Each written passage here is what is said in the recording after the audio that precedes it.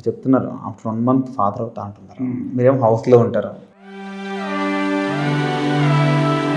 అంటే baby first భూమి మీద రాగానే చూడాలి సంథింగ్ ఉంటాయి. ఇక మన బిగ్ బాస్లో కొన్నిసార్లు కొన్ని విషయాల్లో compromise. But first of all మీరు ఆ న్యూస్ చెప్పగానే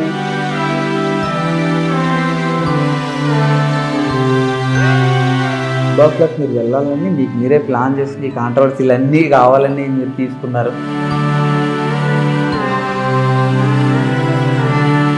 కళ్యాణ్ గారిని మీరు కలిసి ఛాన్స్ ఒక్కసారి కలిసాను. బౌండరీ లైన్ ఉంటుంది కదా, ఆ బౌండరీ లైన్ రింగ్ అవతల నేను కొంతమంది సెలబ్రిటీస్ అనుష్క ఉంటాయి, అనుష్క గారితో మాట్లాడాను. అసలు అప్పుడే పవన్ కళ్యాణ్ గారు మాట అన్నాడు, ఈసారి ఎవరన్నా అడిగితే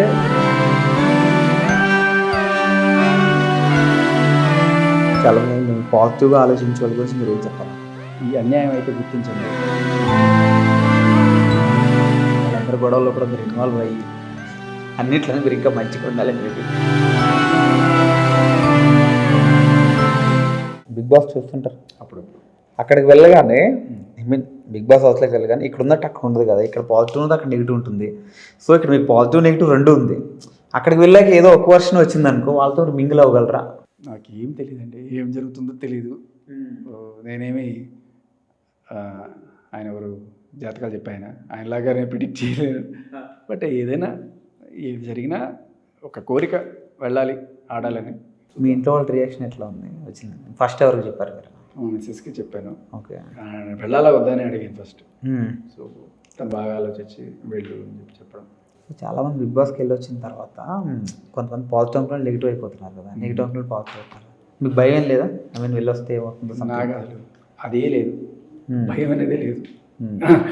మీరు గత 3 నెలల నుంచి చూస్తుంటే డ్రగ్స్ మాఫియానే అమ్మడబడి దాడులు చేసి ఎన్ని రకాలుగా అవమానించి బూతులు తిట్టి ఇన్ని చేసిన మళ్ళీ నిలబడ్డాను. మళ్ళీ ఆ నెక్స్ట్ రోజు వచ్చి బిగ్ బాస్లోకి మీరు వెళ్ళాలని మీకు మీరే ప్లాన్ చేసుకుని ఈ కాంట్రవర్సీలు అన్నీ కావాలని మీరు తీసుకున్నారు అని ఎవరు చెప్పారు? చాలామంది అంటున్నారండి, కామెంట్స్ చాలామంది పెడుతున్నారు. కామెంట్స్ పెట్టారు చాలామంది 100కి పోనీ 90 కామెంట్లు వస్తున్నాయి అట్లానే. పెట్టిన వాళ్ళ దగ్గర ఏమైనా ఆధారం ఉందా? చాలామంది అంటున్నారు కదా, సో మీరు దానికి చాలామంది ఎవరు అనట్లేదు.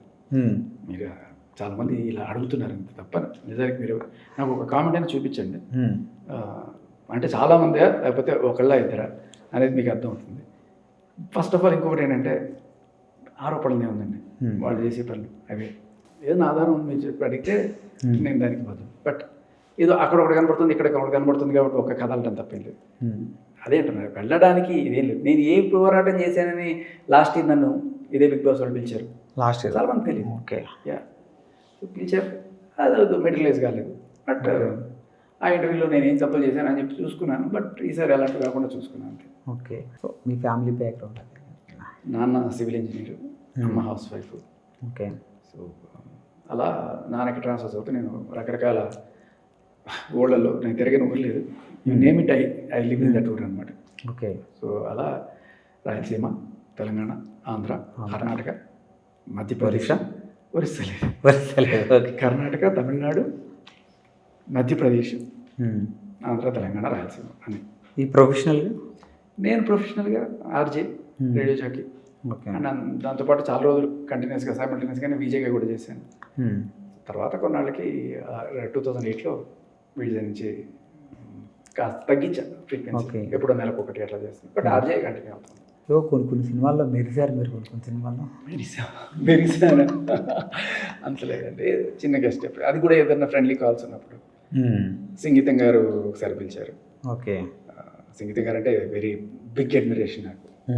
మాయాబజార్ సినిమాకి అసిస్టెంట్ డైరెక్టర్గా చేశారంటే లైక్ అలాంటి ఆయన్ని టచ్ చేయడం, ఆయన చూడడం ఇట్స్ లైక్ కూడా పెద్ద సినిమా పుష్పకు ఆదిత్య ప్రతిష్ట అద్భుతమైన సినిమా చేశారు. సో ఆయన పిలవడమే ఒక చెప్పండి సార్ ఏదైనా పరిగెత్తుకొని రావడం అంతే. సో అలా ఒక మంచి పోర్షన్ వెల్కమ్ అవ్వడంలో చేశాను నేను. తర్వాత ఏదో ఆర్జేగా చేస్తుంటారు కదా కొన్ని సినిమాల్లో, అలా తమన్నా గారు ఒక సినిమా ఉంది నా నువ్వే, ఓకే, కళ్యాణ్ రామ్ గారిది. దాంట్లో తమన్నా రేడియో జాకీ. సో ఆ రేడియో జాకీకి ట్రైనింగ్ ఇచ్చే దాంట్లో నేను ఒక ఆర్జేగా వచ్చాను. ఇలా ఏదైనా గెస్ట్ రోల్స్. మీకు ఇన్స్పిరేషన్ అంటే ఎవరని చెప్తారు? రకరకాల సెక్టర్స్లో రకరకాల మంది, సాఫ్ట్వేర్లో ఒకళ్ళు, మ్యూజిక్లో ఒకళ్ళు, యాక్టింగ్లో ఒకళ్ళు, పాలిటిక్స్లో అంటే ఒకళ్ళు, ఇందులో ఉన్న మనం ఒకళ్ళ పేరు మనకి బాగా స్ట్రైక్ అవుతుంది, అన్ని కలిపి అలా అన్ని కలిపి అక్కడ ఉంటారండి. I'm lover also fighter also అన్నట్టు మల్టీఫెసిటెడ్గా చాలా తక్కువ మంది ఉంటారు. మీరు ఒక్కొక్కటి అడిగితే నేను చెప్తాను. మూవీస్లో ఇన్స్పిరేషన్ కాదు, యాక్టింగ్ వైజ్ ఆయన రవితేజ అంటే చాలా ఇష్టం. Okay. And inspiration wise Chiranjeevi గారు అంటే ఇష్టం. అంటే ఓకే. ఇద్దరు ఒకటే.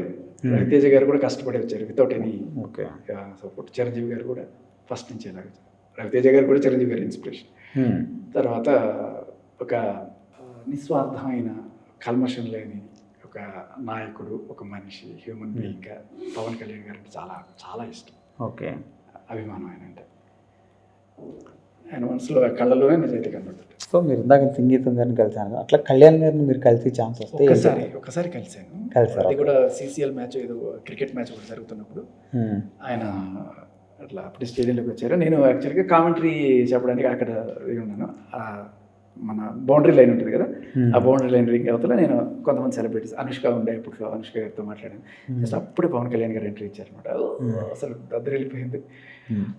ఇంటర్వ్యూ చేద్దాం అనుకున్నాను, బట్ ఆ అరుపుల్లో ఆయన మాటలు అసలు ఎక్కడ వినేది. బట్ హాయ్ చెప్పి ఒకసారి ఆయన కలిసి, అదే ఒకవేళ మీకు బాగా ఎక్కువ టైం ఉంటే ఆయనతో ఏం చెప్దాం సార్, మీలాంటి ఒక 10 మంది లేకపోతే రాష్ట్రానికి ఒక్కళ్ళు మీలాంటి వాళ్ళు కనుక ఉంటే దేశం నెక్స్ట్ లెవెల్కి వెళ్ళిపోతుంది. ఓకే. సో మీరు మన దీంట్లోనే జస్ట్ ఆంధ్ర మాత్రమే కాకుండా తెలంగాణ, కర్ణాటక అన్నింటిలో కూడా మీలాంటి వాళ్ళని కొంతమంది ఐడెంటిఫై చేసి స్టార్ట్ చేశారంటే it will be next level. అంతే, ఇక్కడితో ఆగకండి, జస్ట్ ఒక స్టేట్కి పరిమితం అయిపోకండి. మీలాంటి నాయకులు అవసరం. ఇంకా మీరు ఫర్దర్గా ఇప్పుడు బిగ్ బాస్ హౌస్లోకి వెళ్తున్నారు, సో అక్కడ ఎట్లా ఆడదాం అనుకుంటున్నారు? మీకేం ఐడియా లేదు, జస్ట్ చూస్తాను మామూలుగా అంటున్నారు కదా, అక్కడ ఎవరో డిఫరెంట్ పీపుల్స్ అందరూ. అంటే సిచ్యువేషన్ బట్టి నేను చెస్ ఆడతాను బాగా, సో ఆ స్టెప్ని బట్టి మనం స్టెప్ వేస్తాం తప్ప. సో మీ వైఫ్ని మిస్ అవుతాము అని ఫీల్ అవుతాం. ఎందుకో వైఫ్, పిల్లలు, అమ్మ నాన్న, ఓకే, బుజ్జి కుక్క పిల్ల అది మిస్ అవుతాను నేను. ఓకే. ఇంకేస్ ఎప్పుడైనా ఏదైనా ఊరు వెళ్ళి కుక్క పిల్లని ఎప్పుడైనా సరే వేరే వాళ్ళ ఇల్లు పెట్టేసి వస్తాం కదా, వస్తున్నప్పుడు ఊరి నుంచి ఒక ఇంటికి ఒక అరగంట రీచ్ అవుతాం అనుకోగానే అందరూ అనుకునేది ఇప్పుడు అది ఎలా రియాక్ట్ అవుతుంది, వచ్చి మొత్తం వాళ్ళంతా నాగేసి ఎంత మిస్ అవుతుంది. 3 నెలలు కనబడిపోతే అది దానికి ఆల్మోస్ట్ హార్ట్ అటాక్ వస్తుంది. టీవీలో చూస్తుంటుంది హ్యాపీగా, టీవీలో చూస్తుంటుంది, మీరు చూడలేరు కానీ టీవీలో చూస్తుంటారు కదా. వెళ్ళిన వాళ్ళందరూ ఏదో ఒక డ్రీమ్ చెప్తుంటారు కదా, సో నీ కప్పు కొడితే, సో బిగ్ బాస్ గెలిస్తే నా డ్రీమ్ అది, నేను సో వీళ్ళకి ఇది చేయాలి, వాళ్ళకి ఇది చేయాలి, ఏదో ఒకటి చెప్తుంటారు. అట్లా మీరు ఏం డ్రీమ్ అనుకుంటారు? నేను కప్పు కొట్టినా కొట్టకపోయినా ఇది అయిన తర్వాత నా పోరాటం ఈ దిశలోనే ఉండబోతుంది. ఒకవేళ బిగ్ బాస్లో కప్పు కొట్టినా, లేకపోతే ఏదో టాప్ 5కి వెళ్ళినా, లేకపోతే ఎంతకి వెళ్ళినా ఎంతో కొంత మంది సపోర్టర్స్ని కనుక నా వెనకాల నిలుపుకోగలిగితే, అది దీంట్లోకి, ఈ ఉద్యమంలోకి నేను వాళ్ళని కనుక తీసుకురాగలిగితే ఇంకొంత మ్యాగ్నిట్యూడ్ బలంగా మనం ఈ ఉద్యమం తీసుకెళ్ళచ్చు అనేది నా ఆశ. వంట వచ్చా, కుకింగ్ వచ్చా? ఏదో అన్నం చేయగలను, పప్పు పెద్ద ట్రై చేశాను కానీ ఉడకల, నా పప్పులు ఉడకల. ఓకే, పప్పులు ఉడకలేదు. ఎప్పుడైనా మ్యాగీ చేస్తాం, ఆవకాయలు అదే ఏదో ఒక రోజు స్పెషల్గా మిమ్మల్ని ఏదైనా వంట ఉండమంటే మనం ఉండేది మనం లైట్గా టేస్ట్ చేసుకుంటూ బాగుందా లేదా అని చెప్పి. అదే సినిమాలో చికెనోవో ఉష్టినోవో, అరటిపండు లంబా బంగాళాబాబు ట్రై చేస్తాను. ఓకే. సో వాళ్ళకి ఏమన్నా మళ్ళీ డిస్టర్బ్ అయితే, హెల్త్ డిస్టర్బెన్స్ వస్తే మళ్ళీ ఇబ్బంది. ఫస్ట్ నేనే ట్రై చేసి సేఫ్ అనుకుంటున్నా. ఓకే. ఏదైనా ఒక ఫ్యామిలీని చూసినప్పుడు, ఒక అన్న తమ్ముడు అట్లా ఎవరిని చూసినప్పుడు, సరే మనం వీళ్ళలాగా ఉంటే బాగుంటుంది, సో వాళ్ళలాగా ఉంటే బాగుంటుంది, ఏదో ఒక థాట్ వస్తుంటుంది కదా, అట్లా మీకు ఎవరు? నాకు యాక్చువల్గా మీరు చెప్తుంటే నాకు ఫస్ట్ అనిపించింది ఏంటంటే, రాజ్ తరుణ్ వాళ్ళ నాన్నగారు, రాజ్ తరుణ్ ఒక్కడే కొడుకు.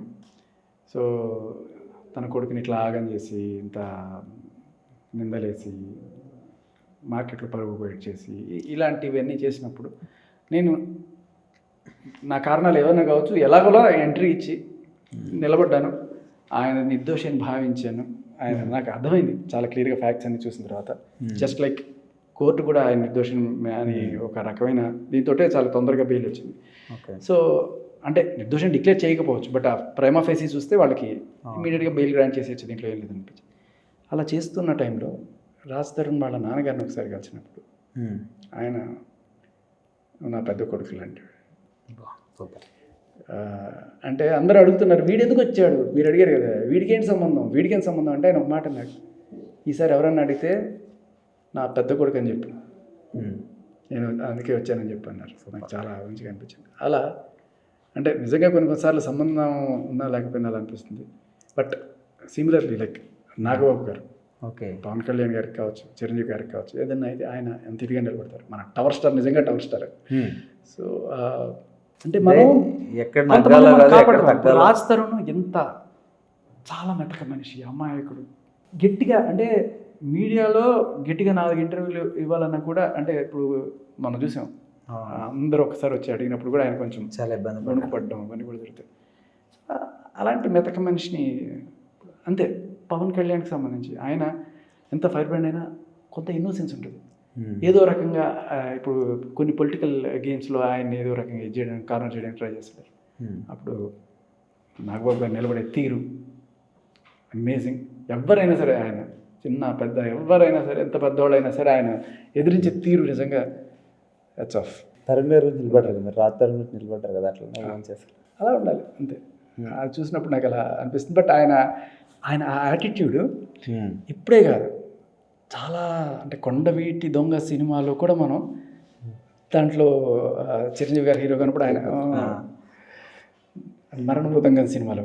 సో మిమ్మల్ని ఇంతగా సపోర్ట్ చేస్తూ మీరు వేసే దాంట్లో చాలామంది మిమ్మల్ని పాజిటివ్గా ఆలోచించే వాళ్ళ గురించి మీరు ఏం చెప్పాలనుకుంటున్నారు? సో ఇప్పటిదాకా ఏదైతే మనం నన్ను పాజిటివ్ అనుకోకపోయినా ఈ అన్యాయం అయితే గుర్తించండి.